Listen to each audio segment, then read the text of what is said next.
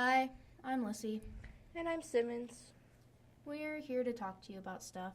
Especially history. We're doing a podcast about history. Hi! We're the Ink Drinkers. Contrary to our name, we don't actually drink ink. We just drink tea and talk about history. So join us as we learn about history. Indeed.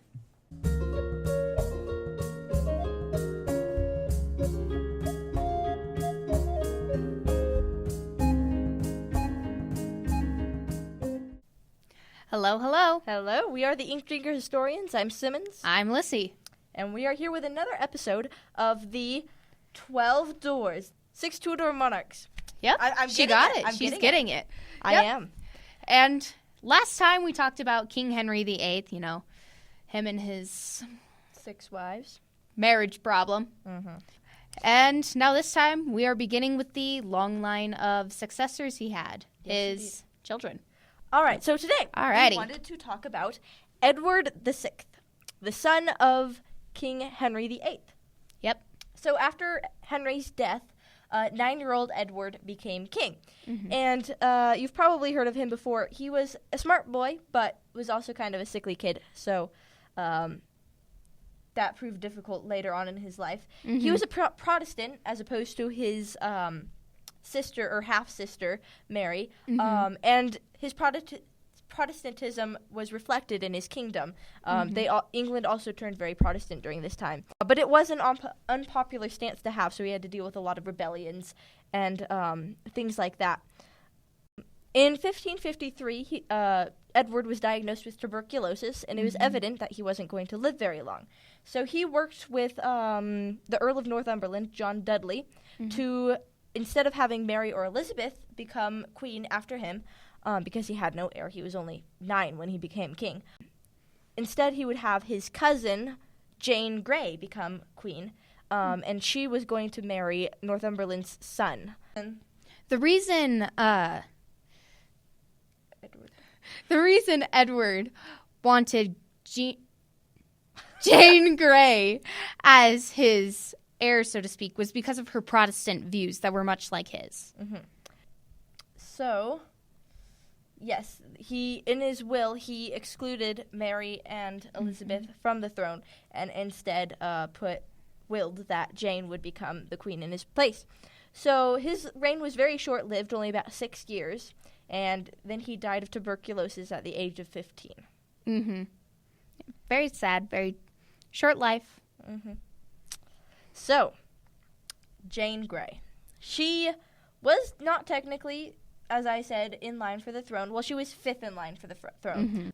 She was Edward's cousin, so one of Henry VII's kids, her daughter. Yeah. So, I have it written down later, but we're going to talk about the actual, who her family was later on. So, in 1553, Jane Grey became queen. Mm-hmm. She was only 16 years old when this happened, and she didn't particularly want to be queen. Mm-mm. She married Dudley's son. His name was Guildford Dudley, Lord Guildford Dudley. Mm-hmm. And when they were 16 and 18, they got married, and then they were kind of forced upon the throne when Edward died. And as of her coronation on July 10th, which I thought was interesting, that's just 2 days ago. Yeah. We're filming this on July 12th, so. Yeah. As of her coronation on July 10th, nobody seemed to be very fond of poor Jane. The populace of England seemed to more favor Mary, Edward's eldest sister, and Jane had to issue decrees that her people would support her as the rightful queen. Mm-hmm.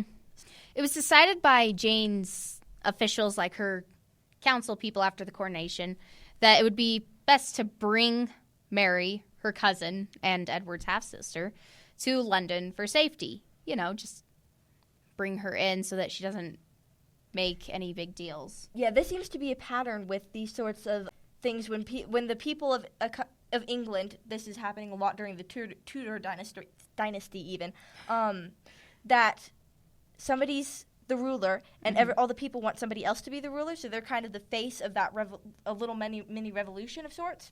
And so the current monarch would bring in that person and kind of keep them hidden away so that it wouldn't cause problems. Mm-hmm. Yeah. Jane sent her father-in-law, the Earl of Northumberland, to go fetch Mary. Mm-hmm. You know. Well, her counselors kind of sent him. She decreed, she let it happen. She let it happen. I have tried to find information about each of the days of Jane's reign. Mm-hmm.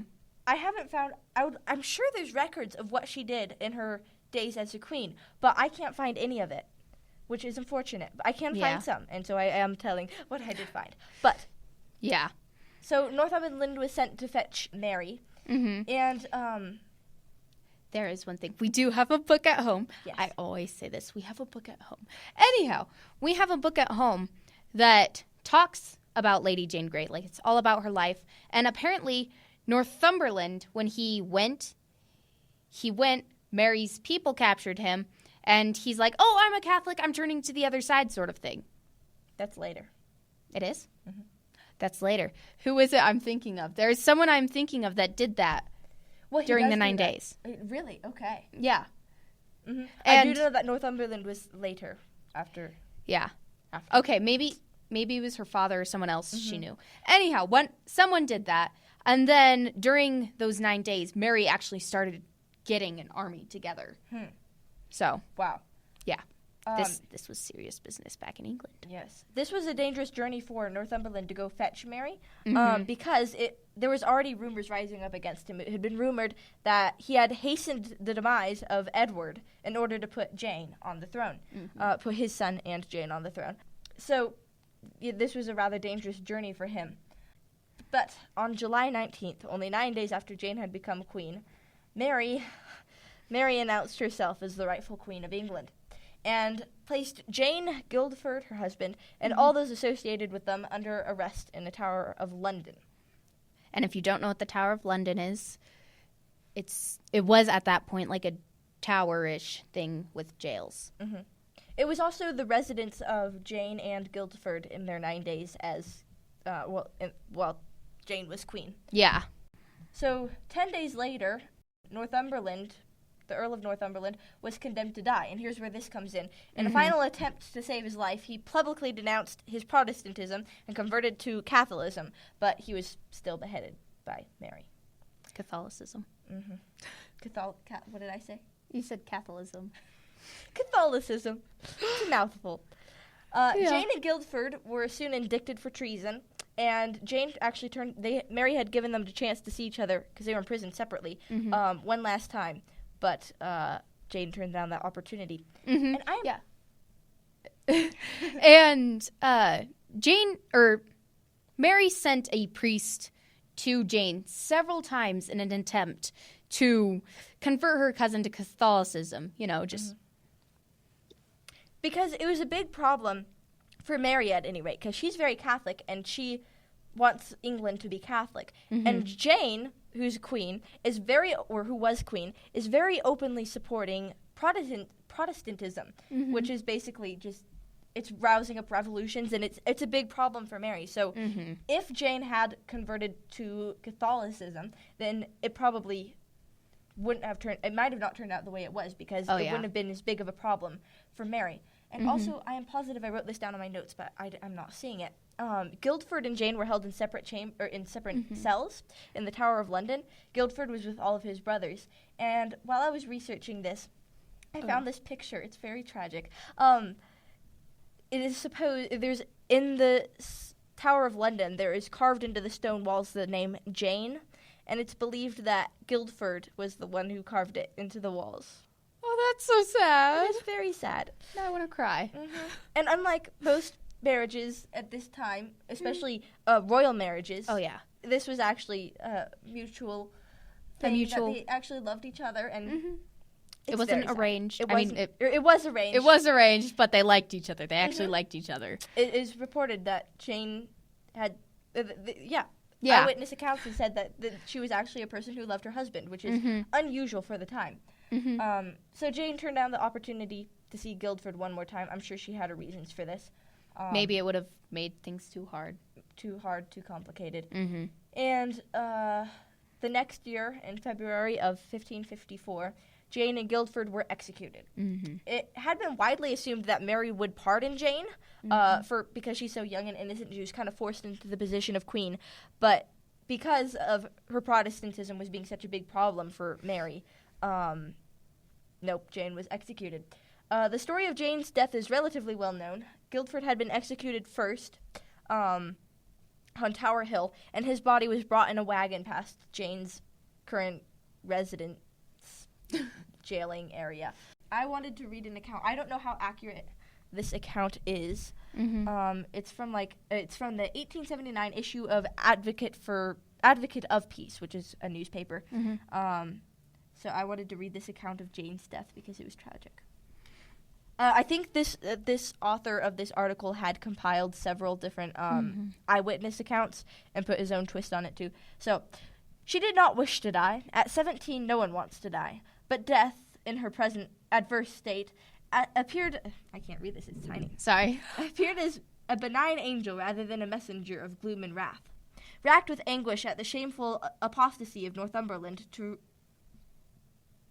Romanism, Catholicism, just before he was executed, she cried out in holy wrath, "Like as his life was wicked, so was his end. I pray God that neither I nor friend of mine die so."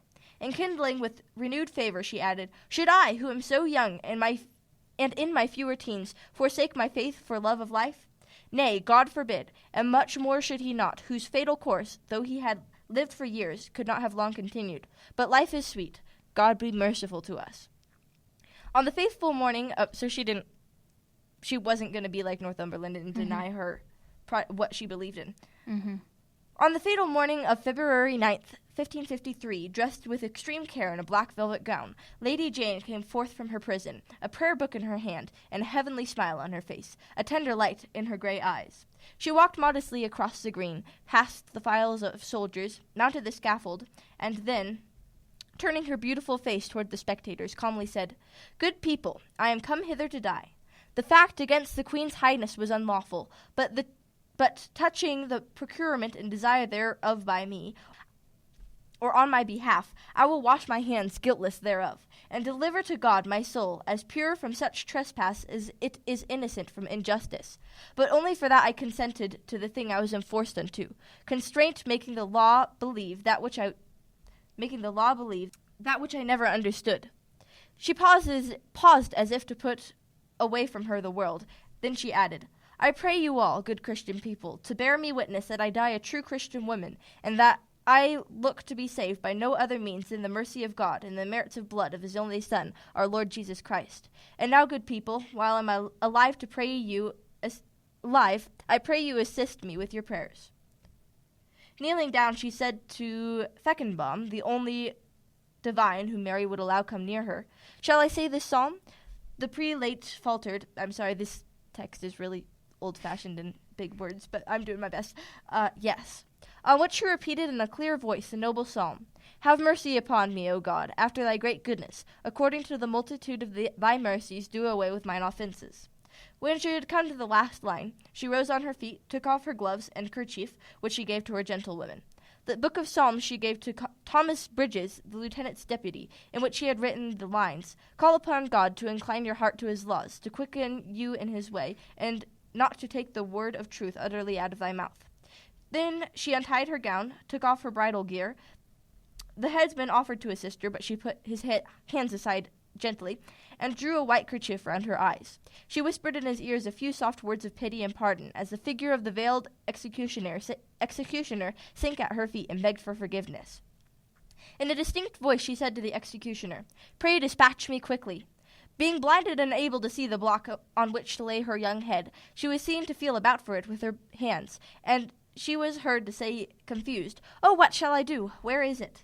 The guard and Feckenham led her to the right place, and she laid her noble head upon the fatal block, before the death stroke could reach her, and the sweet lips were heard to murmur, "Lord, into thy hands I commend my spirit." With these divine words the soul of Lady Jane Grey passed into its everlasting rest, and the fairest, wisest head in all the English realm fell from under the gleaming axe. Wow. Yeah. So that is an account of the noble ending of Lady Jane Grey. Again, how accurate that is, I don't exactly know. But it's touching nonetheless. It's very touching, yes. Mary did consider pardoning Jane. She did. However, as I had said, Jane's public condemnation of the Catholicism during her reign and imprisonment proved damaging to Mary's Catholic England. Mm-hmm. And overall, Jane's 9-day reign was the shortest reign in English history before then and since. Mm-hmm. 9 days. 9 days. So that is the story of Lady Jane Grey. And Edward VI. Mm-hmm. And next episode, we will be talking about Queen Mary. Also nicknamed Bloody Mary. Mm-hmm. Yeah. So thank you for tuning in. I'm Simmons. I'm Lissie. We are the Ink Drinker Historians. Yes, we are.